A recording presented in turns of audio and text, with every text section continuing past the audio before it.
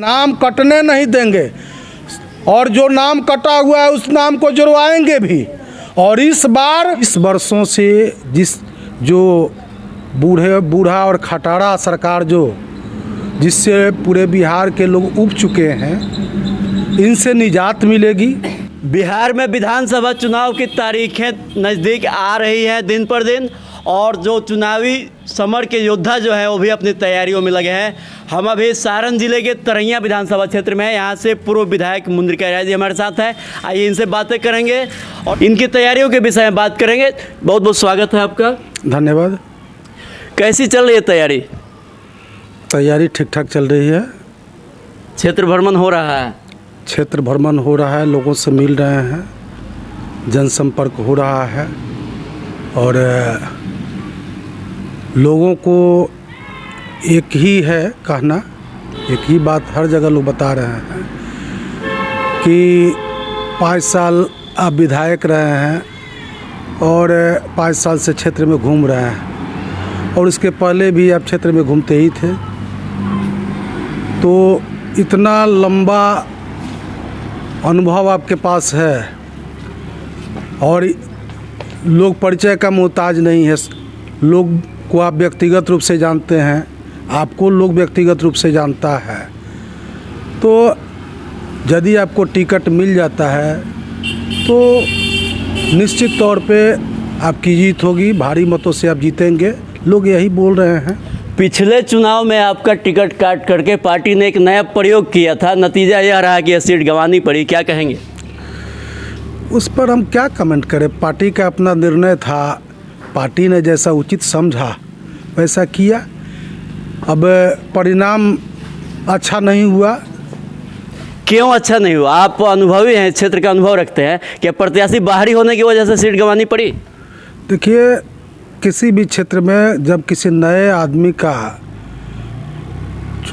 Ticket मिलता है, नया आदमी टिकट लेकर के चुनाव लड़ने चलता है, वो भी जबकि चुनाव की घोषणा हो चुकी हो और कुछ ही दिन बाकी हो, नॉमिनेशन के उनको 2 दिन पहले टिकट मिला और उनको पता भी नहीं था कि तरैया में कितने पंचायत है, कितने गांव हैं, कितने बूथ हैं, और न ही एक उनका कार्यकर्ता था, न किसी का घर देखे थे, न क्षेत्र का जो एरिया है परिसीमा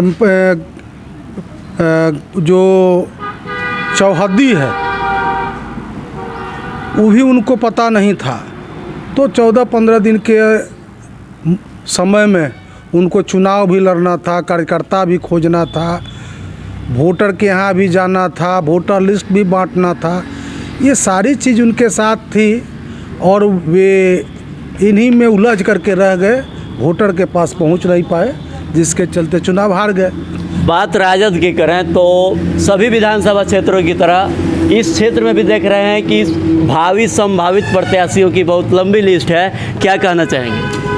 देखिए, ये राजद का तरैया जो है गढ़ रहा है और यहाँ राजद 5 बार जीता है, 4 बार, एक बार तो भाजपा से हमारे भाई जीते थे, लेकिन 4 बार यहाँ राजद जीता है और इन 4 बार में यहाँ के लोग राजदमय हो गए हैं और काफ़ी कार्यकर्ता और नेता यहाँ, जो कहा जाता है कि प्रथम लाइन, द्वितीय लाइन, तृतीय लाइन के नेता यहाँ इस क्षेत्र में हैं, जो इंतज़ार कर रहे हैं कि प्रथम लाइन हटे तो दूसरे लाइन को मौका मिले, दूसरा लाइन हटे तो तीसरे लाइन को मौका मिले। ये कोई बुरी बात नहीं है।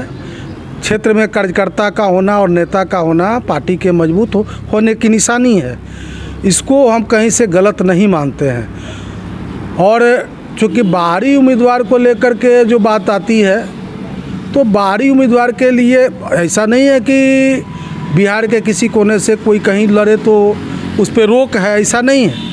लेकिन आम धारणा है कि बाहर के लोग अपने क्षेत्र में समय नहीं दे पाते हैं और क्षेत्र की जनता उनको पहचान नहीं पाती है, क्षेत्र के लोगों से वे संपर्क नहीं कर पाते हैं तो ऐसे लोगों या क्षेत्र के लोग उनके यहाँ जा नहीं पाते हैं। तो आखिर कोई चुनाव बाहरी जीत करके जाता है तो न उसका जनता से संपर्क होता है और न जनता के कामों से उनका सरोकार होता है। तो ये निश्चित तौर पे है कि लोग चाहेंगे कि स्थानीय इस क्षेत्र का ही कोई व्यक्ति चुनाव लड़े जिसके यहाँ हम लोग जा सकें या हमारे यहाँ वो आ सके। तो यही स्थिति है। पिछले बार जो भी हुआ जग जाहिर है, सब लोग जानते हैं, दो प्रत्याशी पार्टी से बागी होकर चुनाव लड़े थे। इस बार क्या रहेगा? देखिए, इस बार सब लोग जो है एकजुट है। पार्टी जिस उम्मीदवार को अपना सिंबल देगी, सब लोग एकजुट होकर के इस बार पार्टी के उम्मीदवार को जिताने का काम करेंगे। ये तय हो चुका है और इस क्षेत्र की जनता ने भी निर्णय ले लिया है कि पार्टी जिसे अपना सिंबल देगी, जिसे अपना उम्मीदवार बनाएगी, सब लोग एकजुट हो करके जिताने का काम करेंगे। इतना तो तय है कि इस क्षेत्र की जनता इस बार किसी बागी को अपना वोट देने नहीं जा रही है।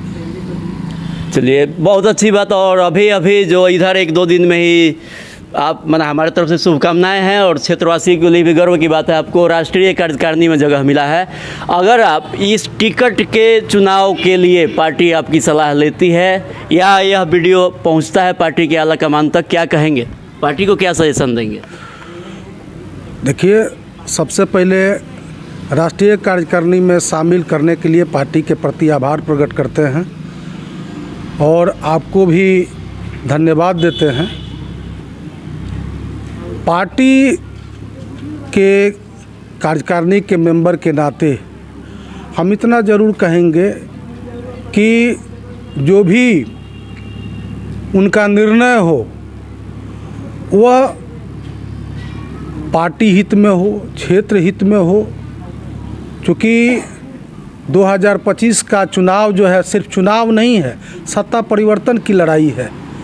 तेजस्वी यादव जी इस बार बिहार के लोगों ने ठान लिया है कि तेजस्वी यादव को मुख्यमंत्री बनाएंगे। चूँकि क्या मिलेगा? तेजस्वी यादव मुख्यमंत्री बनते हैं, नया क्या मिलेगा बिहार वालों को? बिहार वालों को एक जुआ सरकार मिलेगा। 20 वर्षों से जो बूढ़ा और खटारा सरकार जिससे पूरे बिहार के लोग उब चुके हैं, इनसे निजात मिलेगी।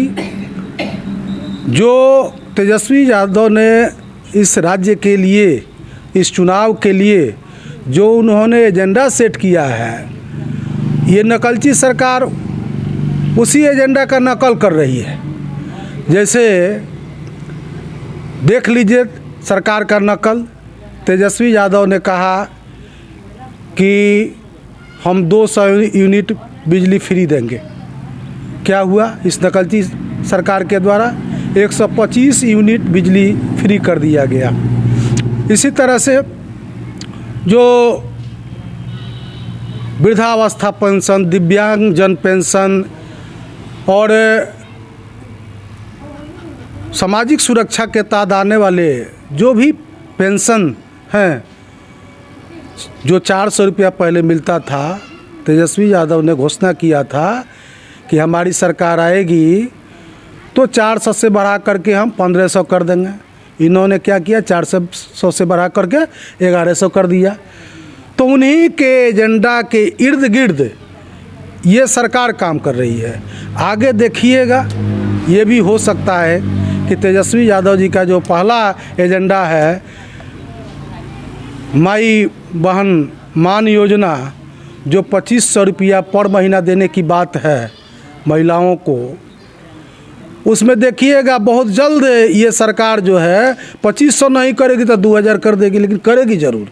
ये उन्हीं के इर्द गिर्द ये घूमने वाले लोग हैं, क्योंकि इनको मालूम है कि इस बार जो है बिहार में बहुत बड़ा परिवर्तन होने जा रहा है। जुआ आक्रोशित है, क्योंकि युवाओं को रोज़गार नहीं मिल रहा है। इस राज्य के 25% से ज़्यादा जुआ जो है बाहर में पलायन कर चुके हैं, धक्के खा रहे हैं। भाषा के नाम पर, जाति के नाम पर, धर्म के नाम पर बाहर में उनका शोषण किया जा रहा है, लूटा जा रहा है उनको।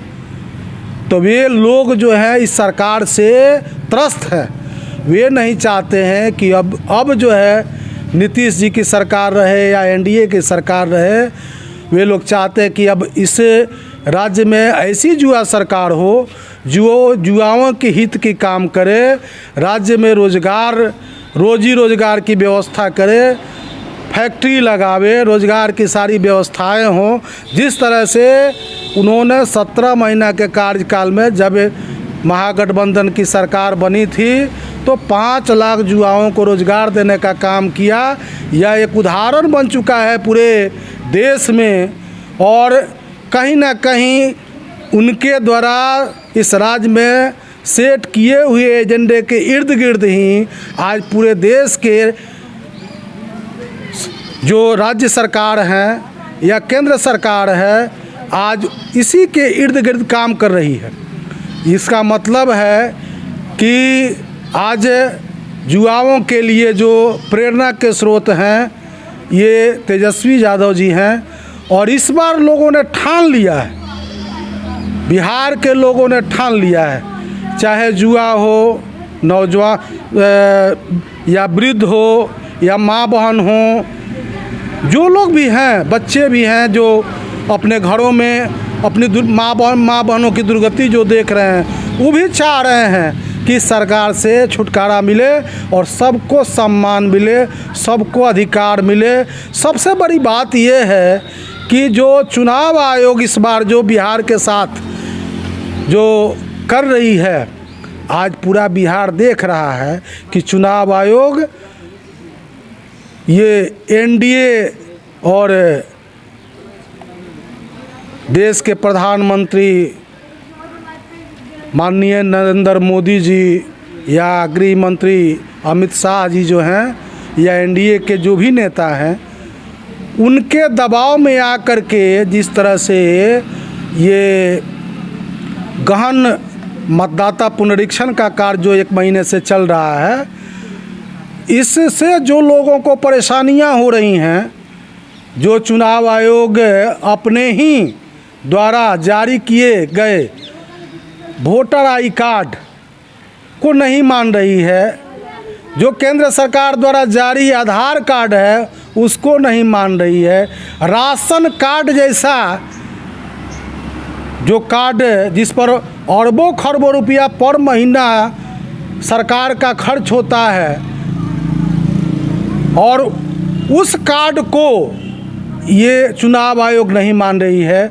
तो इससे यही प्रतीत होता है कि बिहार में जो कुछ हो रहा है वह एनडीए के दबाव में हो रहा है और पुनः सत्ता में काबिज होने की तैयारी के लिए हो रहा है। क्योंकि वोटर लिस्ट में यदि महागठबंधन के मतदाताओं का नाम निकाल दिया जाएगा वोटर लिस्ट से, तो जो मतदाता बच जाएंगे एनडीए के बचेंगे, और जब वोट गिरेगा तो एनडीए के पक्ष में गिरेगा। तो ये लोग मान चुके हैं कि अब जो है केंद्र सरकार या राज्य सरकार सत्ता परिवर्तन होने देना तो नहीं है चाहती है, और पूरे बेईमानी कर करके पुनः सत्ता में आना चाहती है। तो ये लोग मान चुके हैं कि इससे बड़ा दुर्भाग्यपूर्ण घटना इस राज्य में दूसरा कोई नहीं होने जा रहा है।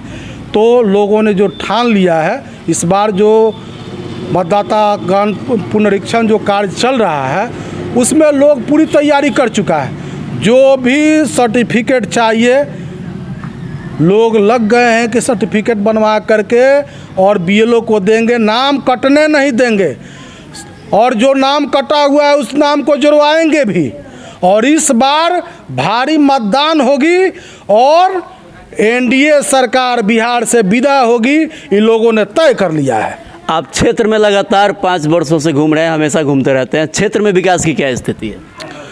देखिए, क्षेत्र में विकास की स्थिति जो है ना, भ्रष्टाचार की भेंट चढ़ गई है। दूसरा हम आपको क्या कहें, हम तो क्षेत्र में घूमते हैं, लोग कहते हैं कि अब तक जो है 70 वर्षों में इतना भ्रष्टाचार हम लोगों ने नहीं देखा है। क्योंकि पहले जो होता था तो हम लोग अंचल में जाते थे तो चपरासी के माध्यम से, किरानी के माध्यम से कोई काम छोटा मोटा पैसा दे करके हो जाता था। लेकिन अब तो है कि वर्तमान विधायक का हर जगह दलाल सेट हो गया है, ऐसा लोग कह रहा है। हम तो किसी को जानते नहीं हैं, क्योंकि क्षेत्र में घूमते हैं, जनता से मतलब रहता है और जनता की बातों को ही आपके बीच में रख रहे हैं। तो लोगों का कहना यही है कि मध्याह्न भोजन की दुर्दशा, आंगनबाड़ी की दुर्दशा, उसमें दलाली, ये आपका जो जन वितरण प्रणाली है, गोदाम से लूट अलग है और डीलर से लूट अलग है। पता नहीं किस तरह का दलाली यहाँ चल रहा है और लूट चल रहा है। उसके बाद सबसे बड़ा लूट तो हमको लोग बताया शिक्षक लोग, कि लोग बताता है कि सर किसी से कहिएगा मत, ये मुख्यमंत्री क्षेत्र विकास योजना के तहत विद्यालय में जितना अलमारी जो सप्लाई तरैया में हुआ है, यदि आप उंगली से ऐसे ऐसे कीजिएगा तो लगता है कि छेद हो जाएगा। इतना कमज़ोर अलमारी का सप्लाई हुआ। और बेंच जो सप्लाई हुआ वो सब टूट रहा है। किसी लकड़ी, उनका बेंच में जान नहीं है, टूट के गिर जा रहा है। इतना भ्रष्टाचार तो आज तक कहीं देखा नहीं गया। मान लीजिए आपको टिकट मिलता है इस बार, तो क्षेत्रवासियों से क्या कहेंगे? क्षेत्रवासी मेरे बारे में जानते हैं। 5 साल लोगों को कहीं दलाली शब्द सुनने को नहीं मिला था, भ्रष्टाचार सुनने को नहीं मिला था। ब्लॉक में लोग जाते थे तो कोई उनसे पैसा नहीं मांगता था। अंचल में सीओ या कर्मचारी कोई पैसा नहीं लेता था। मध्याह्न भोजन में कहीं 1 पैसा किसी को, कहीं मास्टर शिक्षक को किसी को दलाली नहीं देना पड़ा। आंगनबाड़ी में कहीं किसी सेंटर से 1 रुपया की वसूली हमारे कार्यकाल में नहीं हुई। और जन वितरण प्रणाली का कोई भी डीलर यह नहीं कह सकता है कि हमने 1 किलो अनाज विधायक जी के किसी दलाल को दिया है। तो इतना निष्पक्ष होकर के हमने और 5 साल लोगों का काम किया और एक लोग हमसे जुड़े। हम न जात पात किया, न कोई भेदभाव किया, न हिंदू मुस्लिम किया, न किसी योजना में अपने यहाँ संवेदक को बुला करके उसे कमीशन लिया। सब लोग इस बार त्रस्त है और सब लोग यही कह रहे हैं कि विधायक जी, आपको इस बार टिकट मिला तो क्षेत्र में घूमने की ज़रूरत नहीं पड़ेगी। लोग ऐसे ही आपको इस बार चुनाव जिताने का काम करेगा। चलिए, हमारे तरफ से बहुत बहुत शुभकामनाएं हैं आपको। और ये हमारे तरैया से राजद के पूर्व विधायक मुंद्रिका प्रसाद राय थे, जो सशक्त रूप से पहले चूँकि विधायक रह चुके हैं, अपनी दावेदारी पेश कर रहे हैं और क्षेत्र में भ्रमण कर रहे हैं। आगे के अपडेट के लिए सारण टुडे न्यूज़ के साथ बने रहिए। धन्यवाद।